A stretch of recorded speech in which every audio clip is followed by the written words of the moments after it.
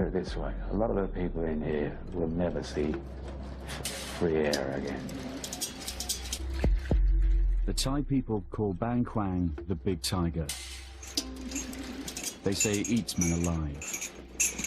I have no clue when I will die. They could inject me today or tomorrow. In the West, it has been known as the Bangkok Hilton. But there's 24 in the room, which is really hard, especially just to get to the toilet because everyone's all over the floor.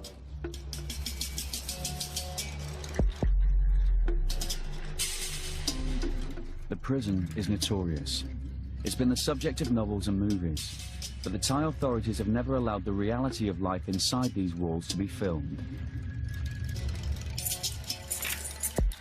Until now.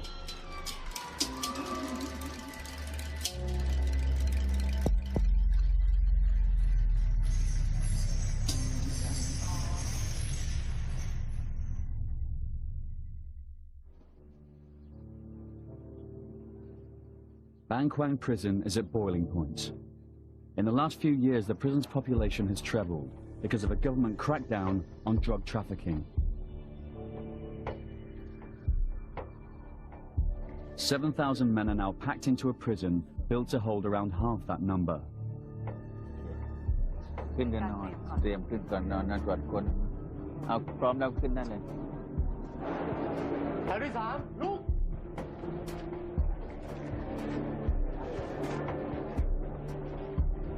There are serial killers and multiple rapists locked up here, but most prisoners are in for drug dealing offences.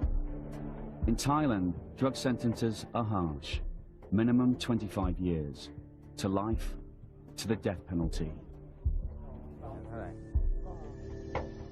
The prison guards have arranged extra heavy security, but they're nervous. They are unarmed and outnumbered 50 to 1.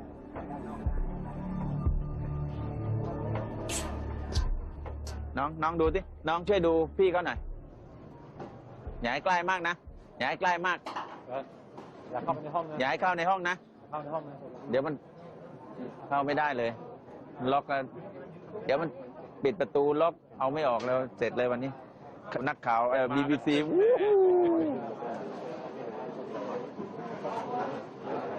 With so few guards, roll call is taken twice a day to make sure no one's missing.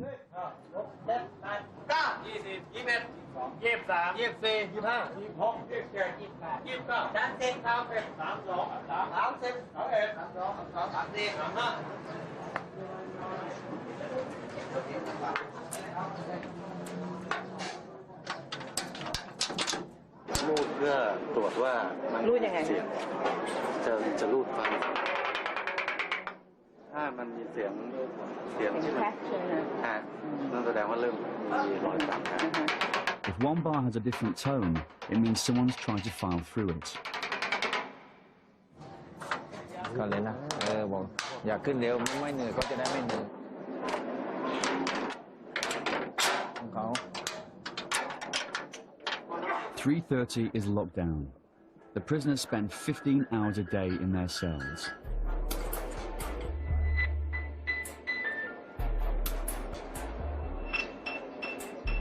You literally cannot lie flat on your back. Put your hands on your stomach. If you do that, your elbows are on two other beds. That's pretty damn close, and you go in, and that's 15 hours a day.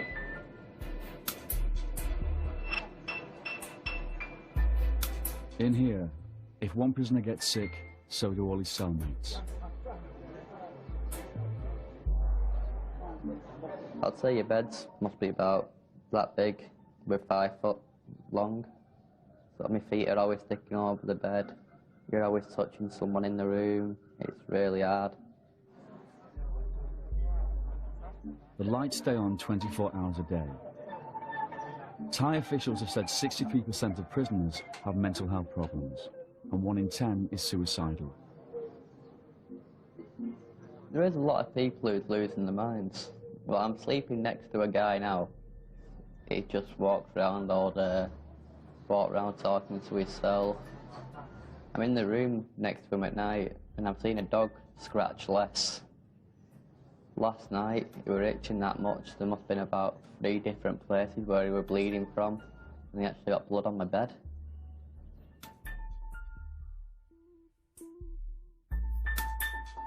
Many will die here, and many more will be put to death.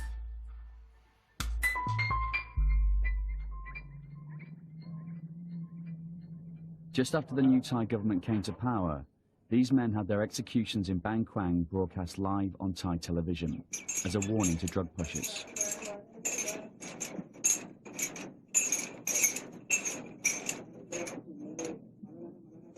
In the street outside the prison, there's another warning. This sign shows 560 inmates face execution for drug offences. Ampon Bertling is one of them. His shackles are welded on permanently. He faces death by lethal injection. The execution order could come at any time.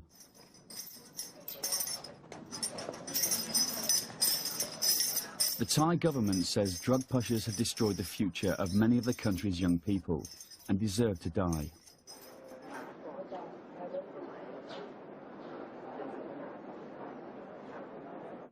ตั้งแต่เล็กจนโตมาผมก็เกลียดที่สุดยาเสพติดนี่ All my life I hated drugs more than anything. มาโดนซะเอง I never thought that I would be arrested because ผ of ม it. สอนไว้เลยว่าอย่า I told my kids, อย่าเข้าใกล้ don't touch them, ผมก็เกลียด don't get close to them. แต่ในเมื่อผมผิดไปแล้วผม I admitted that I was guilty. Why has society punished me so harshly? ทำไมถึงพิพากษา Why don't they give me another chance? หนักขนาดนี้ I never committed a crime before.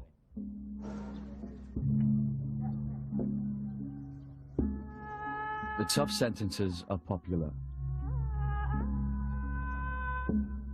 The prison's resident Buddhist monk, like the majority of Thai people, has little sympathy for drug traffickers. Drug dealing is a type of mass murder. It can destroy whole families. If a child becomes addicted to drugs, he drags down his whole family with him.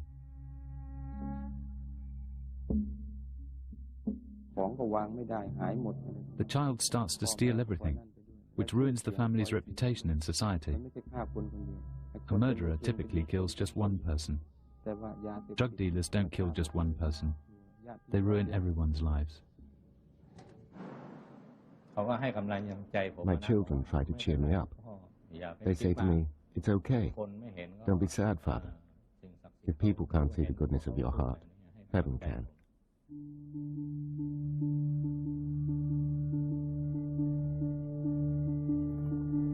Thailand is fighting a drug problem far worse than anything yet seen in the West.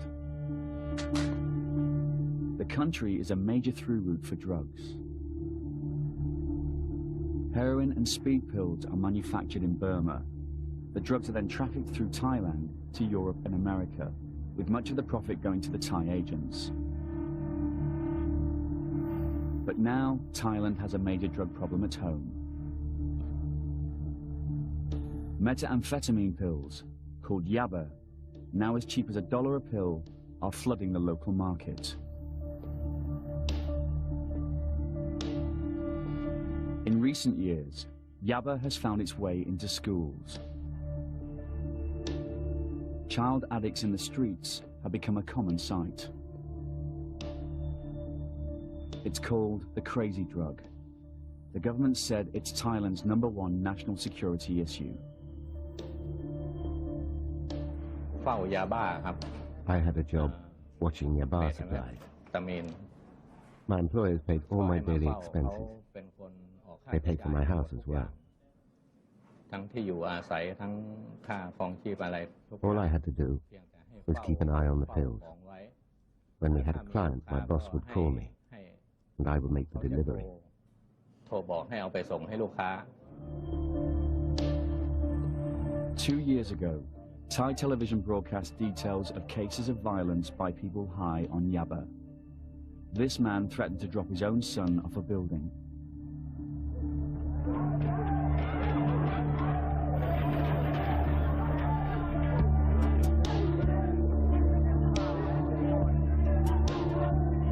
The Thai Prime Minister vowed to wipe out the country's entire drug problem within just 60 days.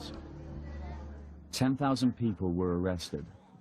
More than 2,000 alleged drug dealers were shot dead in the streets. The authorities said it was gang-on-gang killings. Human rights groups say it was the Thai police. One day, the police caught my partner and forced him to call me to deliver some pills to an undercover officer. I was arrested immediately.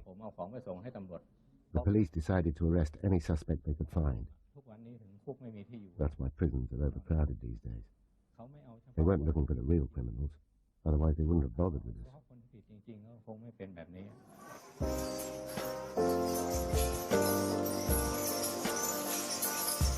Caught in the crackdown were hundreds of foreigners. 20-year-old Michael Connell from Bury in Manchester says he smuggled drugs to fund his second holiday in Thailand. So what were you arrested for? I'm arrested for importing 3,400 ecstasy from England to Thailand, and I got caught at the airport. When they found them, I knew what was going to happen to me, because anywhere in the world, if you get caught importing drugs, you go into prison. So as soon as they found them, I knew I would go in prison. Connell's story is of the typical tourist-turns-convict variety. He was one of the hundreds of thousands of young Britons who visit Thailand every year. Many of them, young travellers easily tempted by the readily available cheap booze, drugs, and sex. I just came for an holiday the first time, and I enjoyed it so much. And when I was leaving, I was heartbroken to go. The culture, the people are all dead friendly, mainly the weather, because England, sunshine doesn't happen very often. Overwhelmed by what seemed an idyllic lifestyle, Connell, like many of these travellers, got a false sense of security. He visited Koh San Road, the backpackers' ghetto in the centre of Bangkok, where many plan their beach trips in Thailand. He went on to beach resorts and the famous full moon parties where ecstasy is plentiful.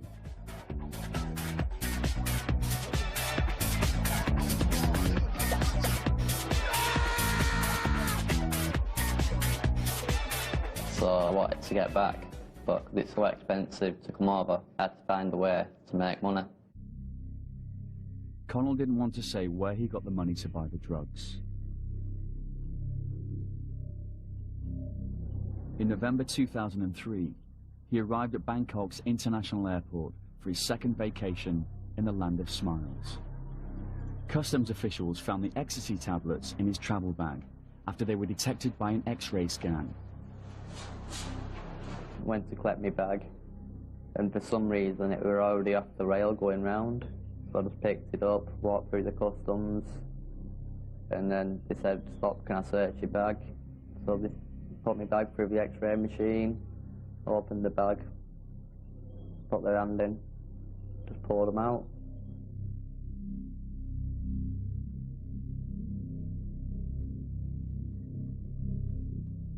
And when I got arrested, they had a big sign up in the customs office, from which that scared me a lot.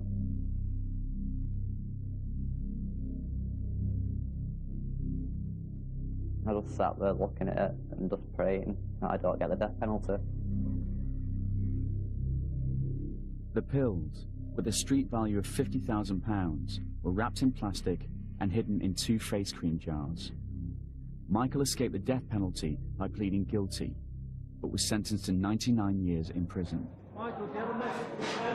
I do. Family, I love you all. Don't worry about me, I'm fine. I'm more worried about yourself.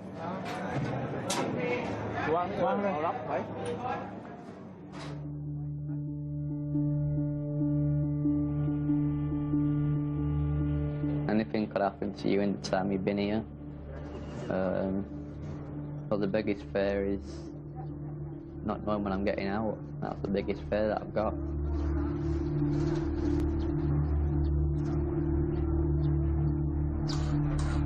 Connell has been put in Building 5, which is reserved for young and dangerous prisoners. Bernhan Cholsin, a prison director, leads the visit into Connell's cell block.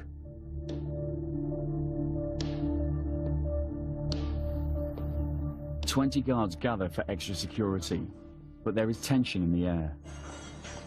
พี่จะเวงอย่างนี้เลยไม่มีปัญหานักมวยด้วยไม่ต้องกลัวเขาไม่ทำอะไรหรอกเราไปดิopen the door bidding flight ผมนายนฤทธิ์วิสเกตเจ้าหน้าที่ราชทาน3ระหว่างปฏิบัติหน้าที่เหตุการณ์ปกติครับผม ขอบคุณนะขอบคุณ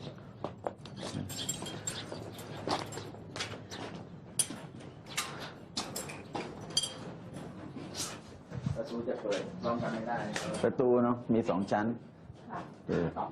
2 ชั้นประตูจะเปิดพร้อมกันไม่ได้ก็ลองเข้ามาให้หมดโอเค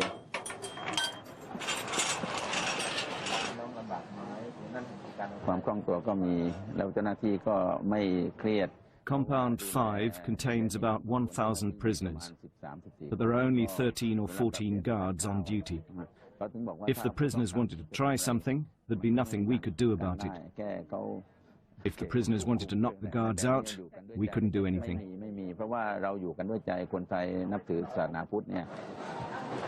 Warden Bunhan is concerned about the safety of the female Thai interpreter. ไม่เป็นไรน้องตามสบายไม่ต้องตื่นเต้นเขาดูมากนะเพราะเขาไม่เคยนานๆผู้หญิงเข้ามาอันนี้โรงฝึกวิชาชีพหน่วยงานเย็บผ้าเขาฝึกที่ไหนเลย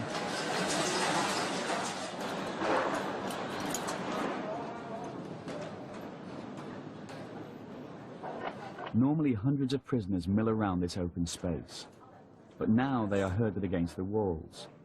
Before this visit, the guards had raided the block, seizing any personal possessions regarded as against the rules, like mobile phones and drugs.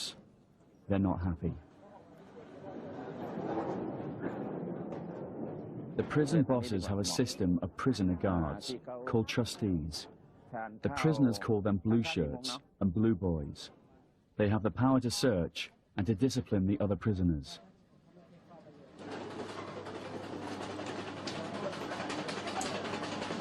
Difficult to be a foreigner here, because in the building I'm in, I'm the only white guy in the building, so I stand out a lot.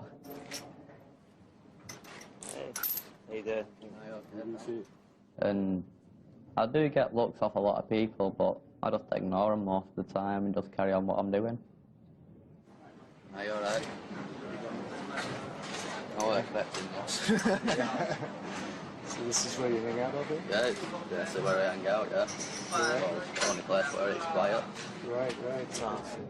As a new inmate, Connor must wear leg shackles for the first 3 months. Well, I can't really play football at the moment. I've got the chains around my legs, but I've got another month now left with them on, so hopefully they should be off in a month. Then I can play football. Life in Bang Kwang largely depends on how much money a prisoner has. Poor inmates work for the guards or for other prisoners to survive. A lot of people here haven't got any money, so you've got to basically help the ones who haven't got the money. So he does me washing, and then I give him food and stuff like that, and cigarettes. Each inmate has a bank account in the prison. They can buy food and toiletries from the prison shop using a coupon system. Michael also gets food and vitamins from the British Embassy.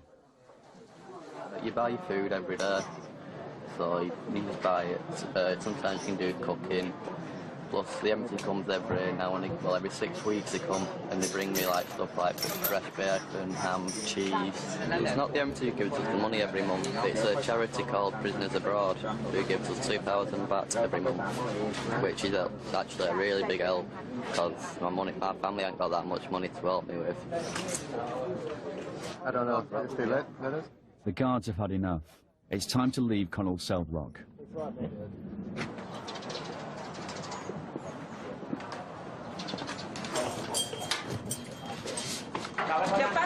Bunhan's tour continues with a visit to the maximum security building. He travels there in the prison transport vehicle, a golf cart. บางโอกาสก็ใช้รถคันนี้อาทิตย์ดีก็นั่งผู้บัญชาการก็ขับเองให้น้องเห็นแล้วนะ Behind one of the high security areas.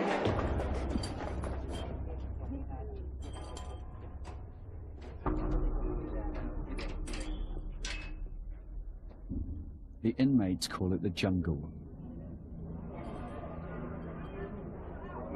It's solitary confinement, Bang Kwang style.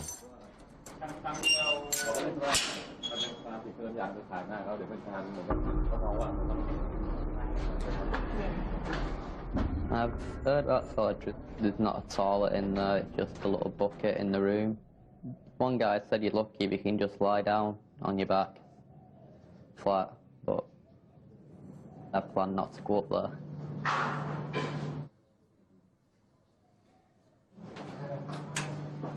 คนที่ผู้ใจนะคือลักษณะที่อันนี้คือเราตีเป็นว่า This is an example of a stubborn prisoner who lacks discipline. That's why he's isolated from others. ทางวินัยเรือนจำไม่ขังเดียวอันนี้ก็ไม่มากอันนี้ขนาด This is a fair punishment. He stabbed another inmate at least 10 times, and when the guard tried to stop the fight, he was attacked as well and got 10 stitches. โดนไปเย็บ8 เข็มแต่เราก็ให้เอาไปคือเราไม่ We forgive him.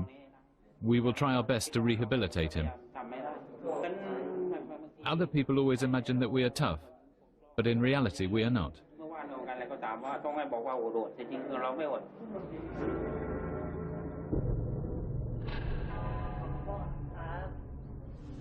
ศาลฆ่าผู้อื่นตายโดยเจตนาและไตร่ตรอง ถูกตัดสินจำคุกกี่ปี ประ คะ หารชีวิตครับ เหรอคะ แต่ก็ผมไม่ได้กระทำความผิดอะไรเลย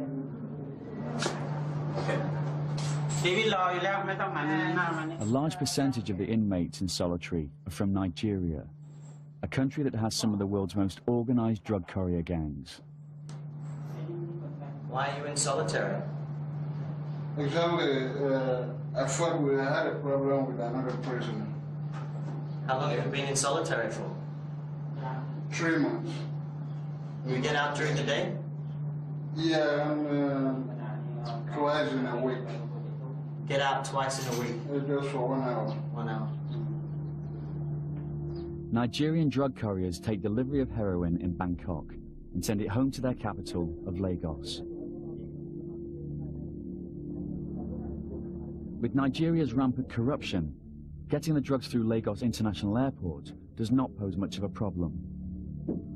In Nigeria, the drugs are repacked into smaller parcels, often into condoms that couriers swallow and take to Europe and America. What are you convicted for? Drugs. ชาวไนจีเรียมีปัญหา The Nigerian prisoners are problematic. They try to sell drugs, even though they don't take them themselves. I've talked to them. I understand that they're from a poor country. They need money to support their families. What are you in here for, man? I have problem with my building. Your building? Said I use heroin. Many Africans don't have embassy support, unlike American and European prisoners. They have little or no legal help. How many years do you have to serve? Now I'm on life sentence.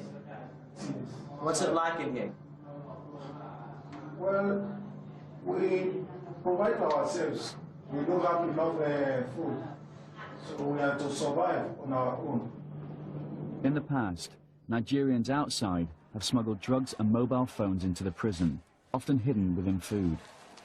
In this way, the Nigerian inmates could deal drugs and earn money. พยายามซ่อนมาในสิ่งทุกๆอย่างอย่างเช่นซ่อนมาใน The Nigerians try to hide drugs in all kinds of places, but we usually catch them. They have their tricks. Sometimes they hide it in cosmetics or in the food. Sometimes they swallow it and then excrete it into the toilet. We don't have any way to detect that. When we catch them, they are punished.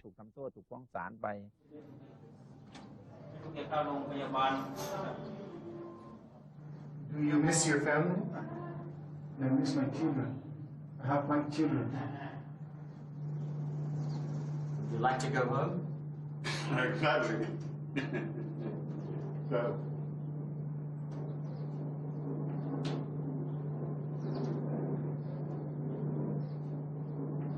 Does anybody come visit you here? Once in a while.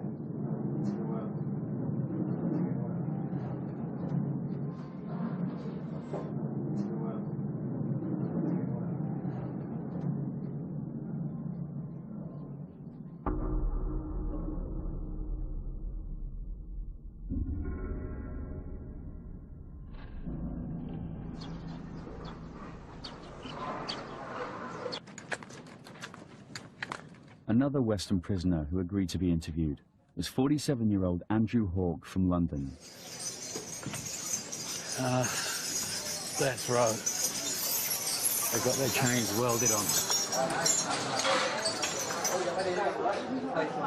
That's my home for the last five and a half years. At home for how much longer? Nobody in this place can say with any degree of certainty when they are leaving. Nobody at all. Permission for filming is denied inside Hawke's compound. The last visit inside Connell's proved too dangerous and disruptive.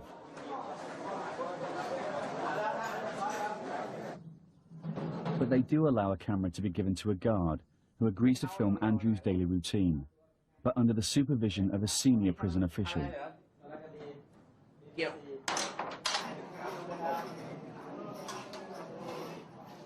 Well, I'm going up to show you where I sleep. What were you arrested? Stupidity. It's 800 odd grams heroin, airport. What led you to make the decision to try to do this? Desperation. Financial and personal. I was homeless at the time. I'd just been made that. The personal stuff I don't really want to go into.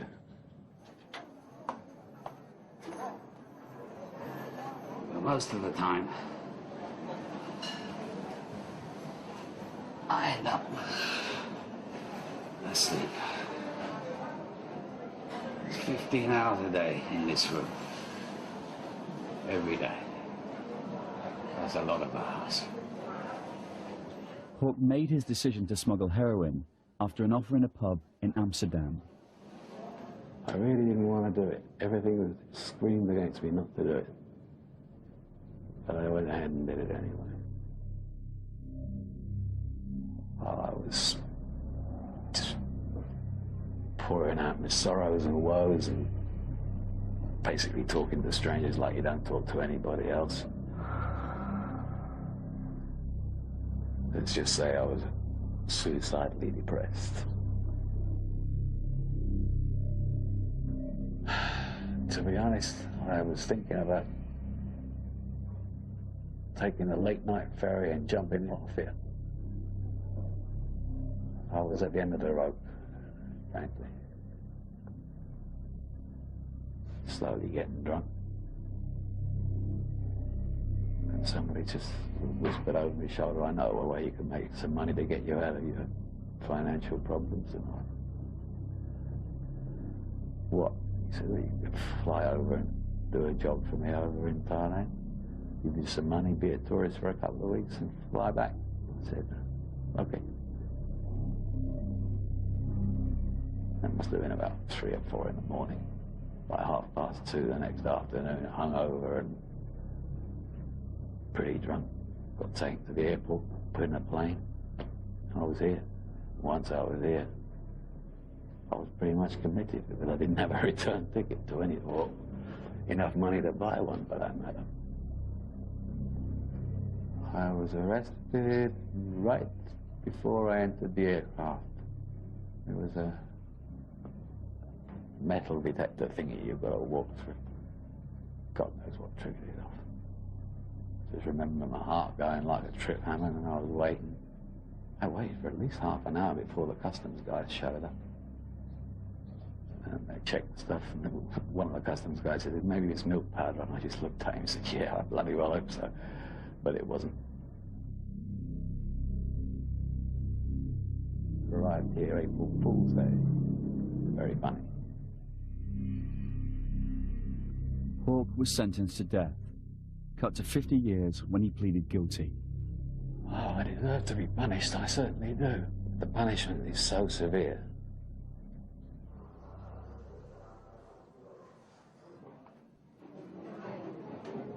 Hey, Andrew. This is my friend Adrian. The reason he's lying down is because he's too tall to stand up. So, Adrian, what does it feel like to be on TV again?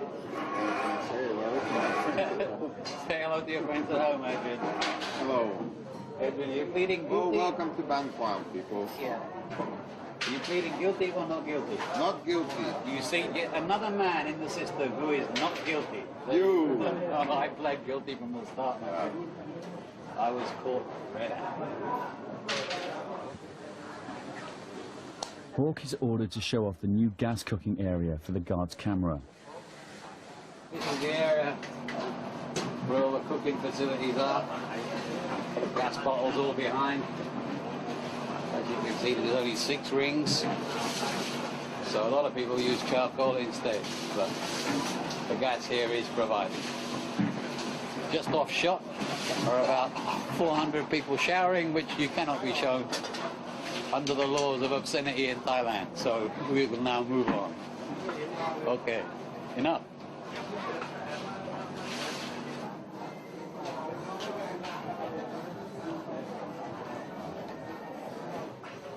My friend, he's a librarian. He looks after all the books. Librarian. Most of these books were put here either by me or Adrian. About Ned Kelly and his life and times, short as they were.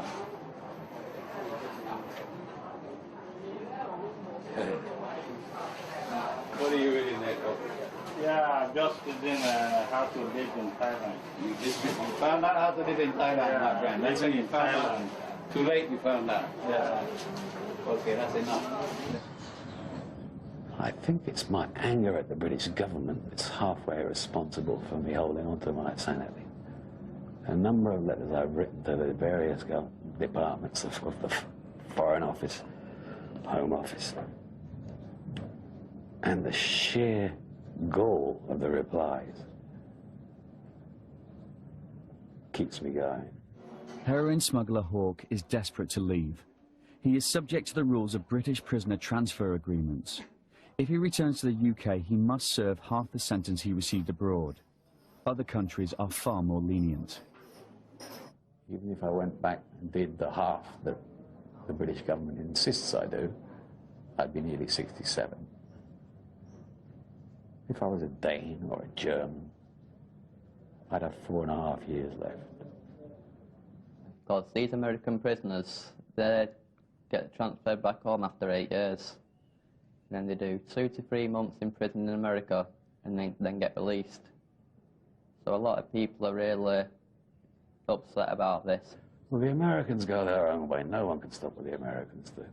But we should at least get the same treatment as the rest of the Europeans do, and none of them do more than 10 years, so why the hell should we?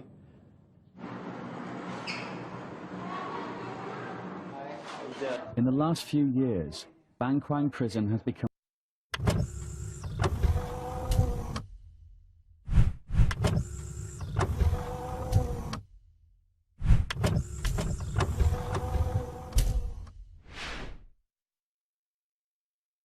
part of the tourist trail in Thailand. Notices in guest houses encourage tourists to visit inmates. The prisoners call them banana visits because it makes them feel like monkeys in a cage.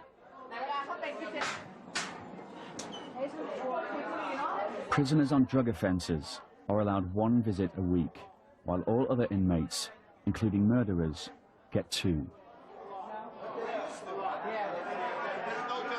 The prisoners sit behind a wire mesh, and the visitors at the other side of a second wire mesh, about 10 feet apart. For each pair, it's like trying to conduct a conversation across a busy road. 2 years ago, we were just curious to visit somebody in prison. And we met a boy from Malaysia, and we felt so sorry for him, but we know he is innocent. He's really innocent, but he has lifetime. I think it's too bad. My wife stayed in Penang. My wife stayed in Penang. Oh, Penang. So when you arrive at Penang Airport, with her parents. She stays with her parents. Yes, when they're guilty, okay, but not life. Not life. That's too long. Don't you think? Yeah, I get visits from tourists sometimes who goes to the British Embassy and wants to visit a British prisoner. Or sometimes people who come over from England who see me on the news and all that, from Manchester. Adrian gets a visit from a fellow Canadian who read about him on the internet. Welcome to the Bangkok Hilton. Thank you. We're lucky we're Canadian. Canada exchange treaty. We have to go to license. You have to do 8 years in the Thai business and you can transfer back to Canada. Oh, I just wanted to see if there's anything you need. I'm going to go to the store after. What do you need? I can't get to that one. A friend that I knew from before who appeared just out of the blue one day. That one, I was taken aback. Yeah. Sarah, you know who you are. Yeah.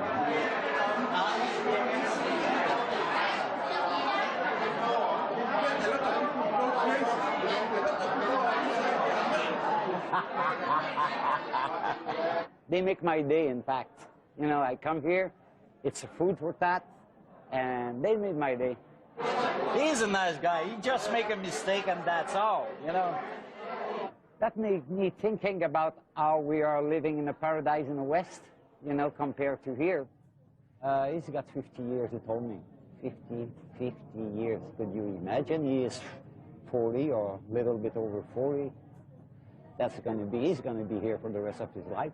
I stayed here 7 years. 10 years.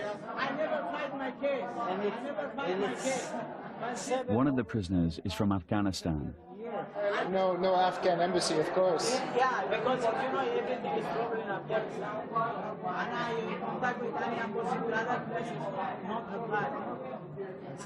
So there's nobody helping you on the outside? Nobody helps me. Nobody helps me. Sometimes, I'm sorry, when you go to toilet night, come back, you don't have a space to sleep. And food is not enough at all. And everything is by yourself. From bed, food test. Some guy came, I'd say about 3 weeks ago, who was telling me that he's been all around Thailand, Vietnam, Cambodia, Laos, Burma. And when he was telling me, I was just thinking, great, I'm in prison.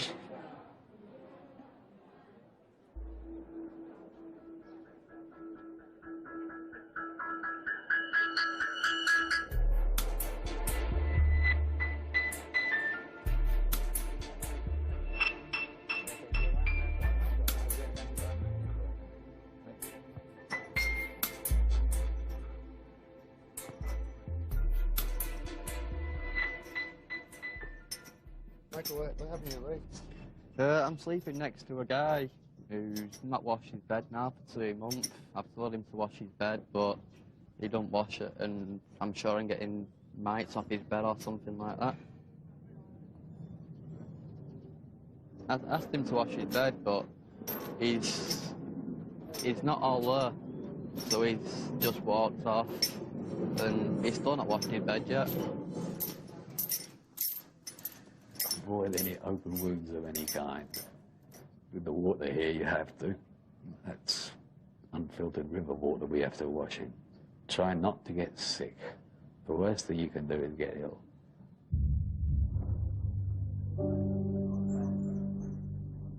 Seriously ill inmates end up in the prison hospital, which is understaffed and understocked.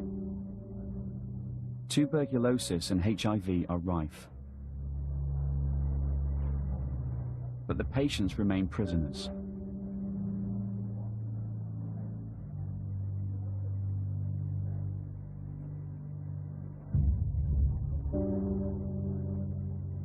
Many prisoners have developed the full-blown AIDS virus.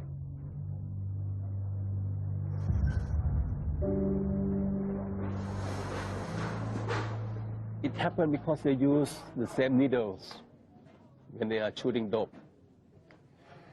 And sexual, you know.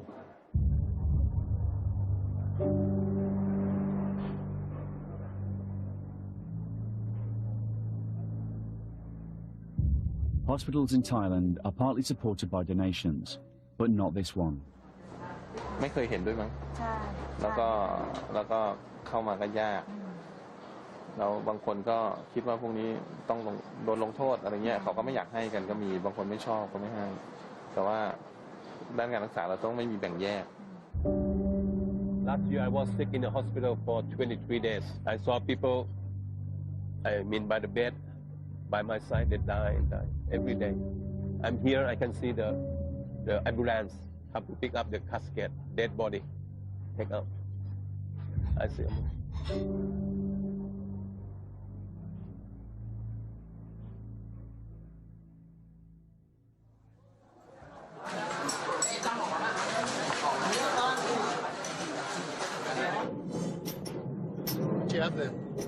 It's Manchester United top. Well, I'm a really big fan of Manchester United.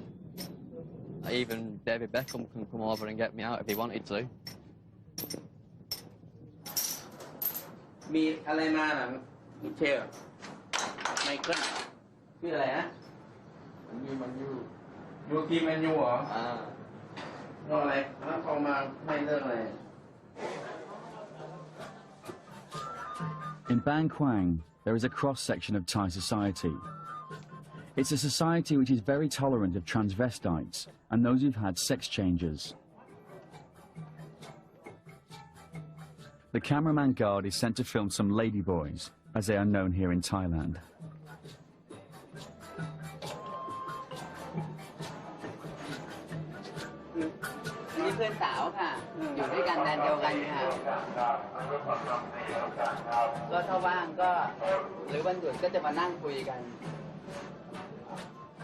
These ladyboys live together in compound 4.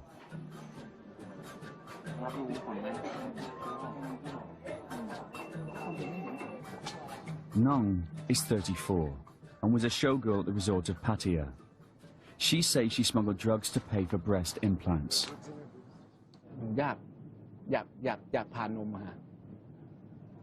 I wanted to get my breasts done, but my parents refused to give me money to do it. So I made a decision. My friends convinced me to do it. I had no idea back then what I was doing. I kept delivering bags for them. I had no clue. I spent the money on the breast operation, and 3 days after the operation, I was arrested.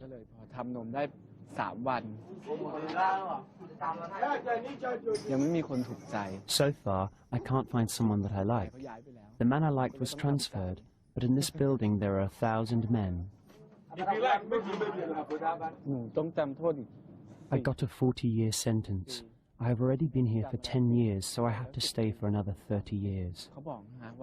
But they told me I might get pardoned this year, so they've asked me to behave myself. Occasionally, Thailand's king grants a royal pardon. It is Nong's only hope of getting out and having a sex change operation. During the day, Nong works as a makeup artist at the newly launched BKP TV, the world's only prison cable TV station.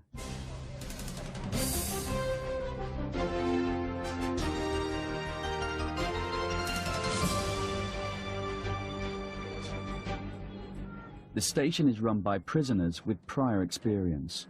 The anchor, a former radio announcer, has a life sentence for drug smuggling. I'm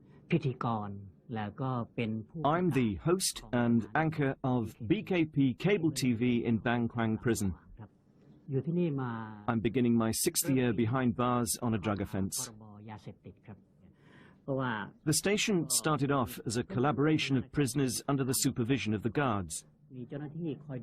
We got a great response from our audience, our fellow inmates.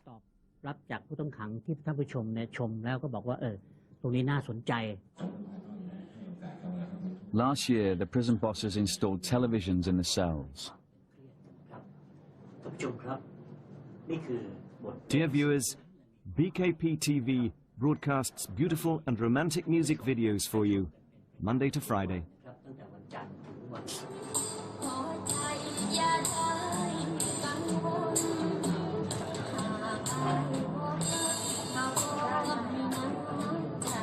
Prisoners can now enjoy Thai music videos, the latest movies, and they've even had episodes of Mr. Bean to calm the prisoners down.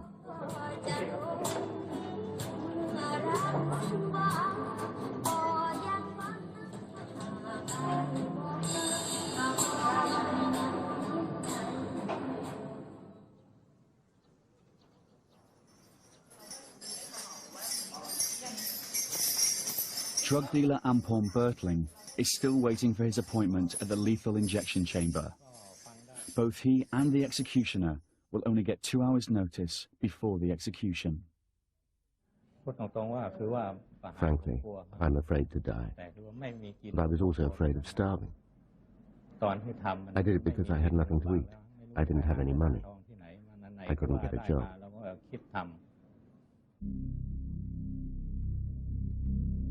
Warden Bernhan sees the need for capital punishment, but only after all legal means of appeal have been exhausted. Children can see that we execute criminals, and as a result they'll be afraid of committing crimes. Here in Thailand, we don't take execution lightly. Cases have to go to the Court of Appeal, the Supreme Court, and then to the King before an execution is approved. We're not a cruel country. At Bang Kwang, we've only executed a total of 300 prisoners, not thousands. Opponents of the death penalty say that it is not a deterrent and that innocent men always end up being executed. There is one man, young man, he was accused of rape and killed a girl, 6-year-old girl. This man, I know him. I've been in prison with him. I talked to him, did you do it? And he said, no, he swear. Even he's going to die, he swear. He did not do it. And on the way he goes, going to execution. He shouted, I did not do it, why kill me? Why? Yes, we should have a second chance. People aren't all bad. Some prisoners here are innocent.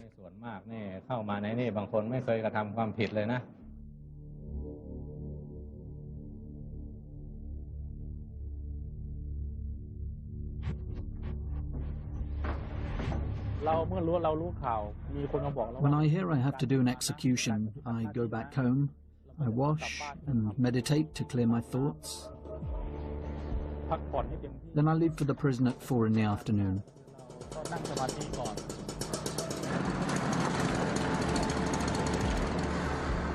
This is the head executioner of Bang Kwang. He's agreed to demonstrate his routine on an execution day, but he will remain nameless and faceless for security reasons.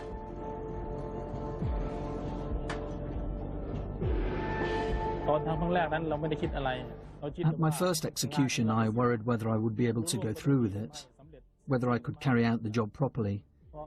But I didn't think too much, and I wasn't scared or emotional once I did it.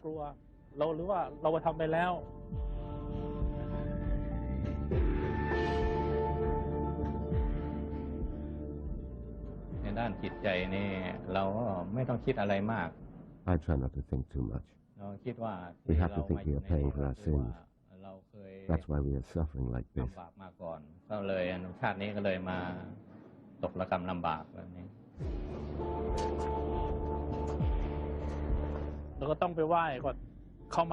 The first thing I do is go to the prison shrine and ask for blessings.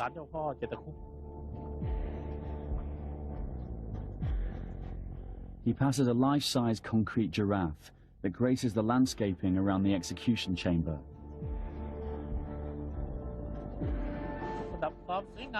The giraffe is just to liven up the place.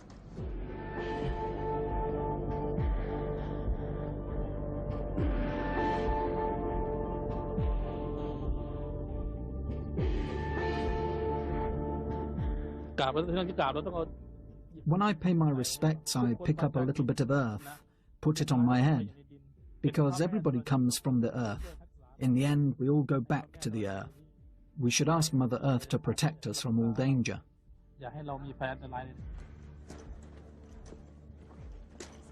On a real execution day, the condemned prisoner will meet with the head monk of Laplay Temple, which is just on the other side of the wall from the execution chamber. He has given the last rites to every prisoner executed at Bang Kwang during the last 17 years.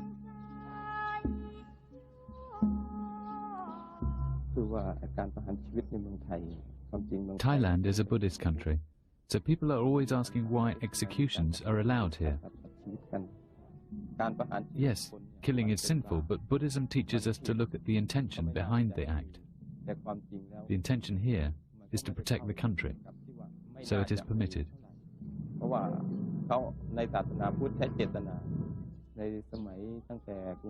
Since the Sukhothai dynasty, the king has gone out to fight wars.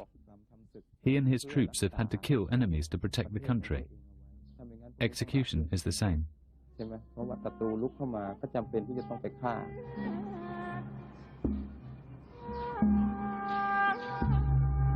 The monk tells the condemned they're lucky to die by execution because they can prepare their minds properly for death.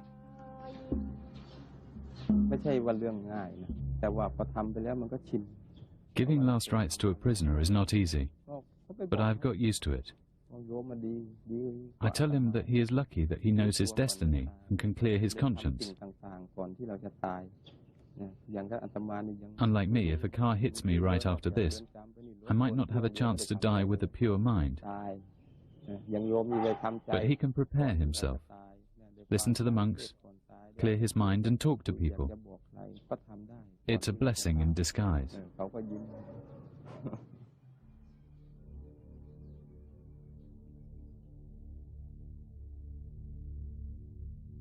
Until 2003, the executioners put the condemned to death by machine gun. They shot them in the heart from behind, so the departing spirit could not see the face of the killer and come back to haunt him.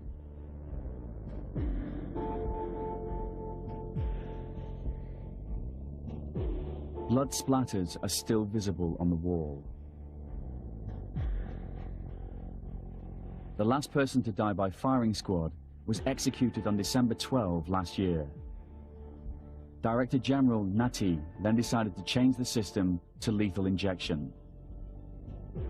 Because it's more humid, because when we use firing squads, the old method, sometimes they are crying and shouting, and sometimes when we shoot, they get down, their blood is spreading, and sometimes they are not die immediately, so we have to take them and shoot again. So by new method, it will be more humid. They can it will not damage their body.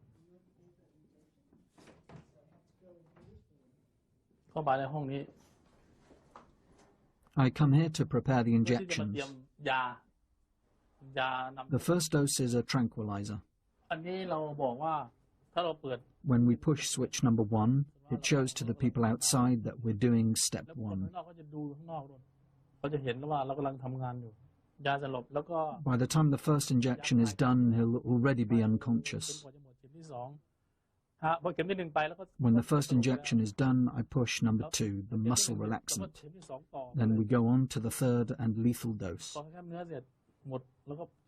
When all the lights are on here and outside, the observers know that we've injected all 3 doses.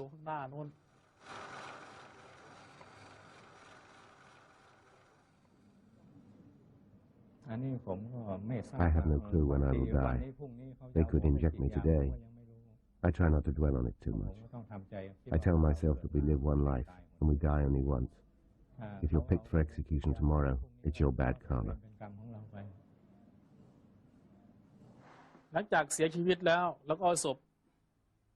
When the prisoner's dead, we put the corpse down here. We take the fingerprint of the corpse to check if he's the same person as the one we had before the execution. We take fingerprints before and after the execution. After we've done the prints, we put the body in the coffin and put it in this room, right here. Here we have cool air to preserve the body. If we have 4 bodies, we'll keep them here.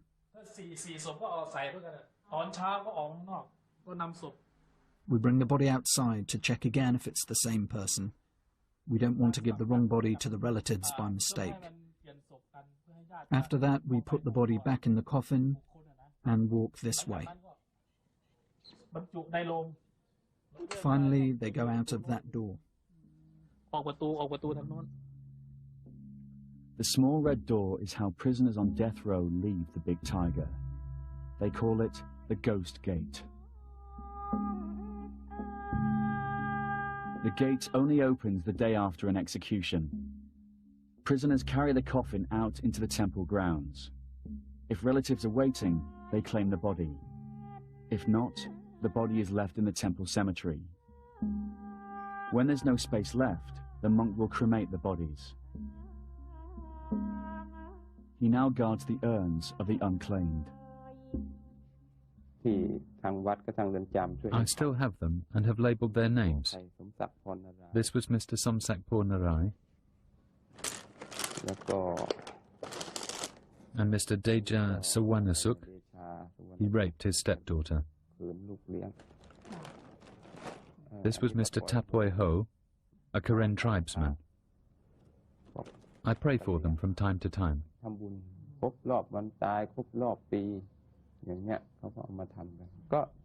I have to take a look at their names.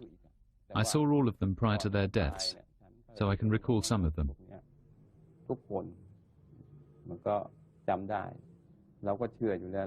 I've always believed that people must face the consequences of their actions. Even if you don't get caught today, one day your karma will catch up with you.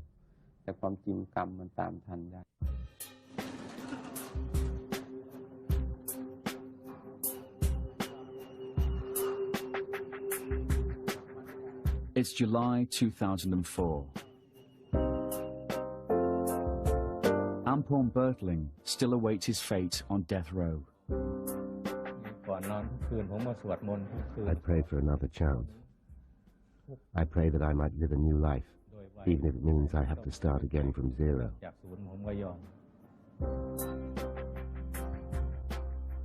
Director General Nati is building new prisons to ease the overcrowding problem at Ban Quang.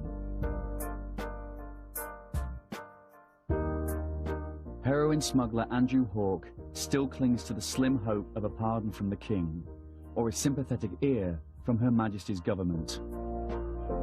The life sentences never get out. The sentences, such as mine, at 50 years, I would have to be 91 before I got out. Impossible.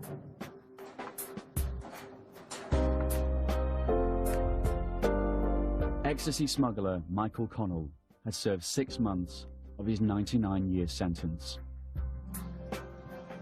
What I'm very worried about people forgetting me. I'm lucky at the moment, I've got a few people writing to me, but I've got a feeling myself it's going to die down after a bit, which I'm hoping it doesn't.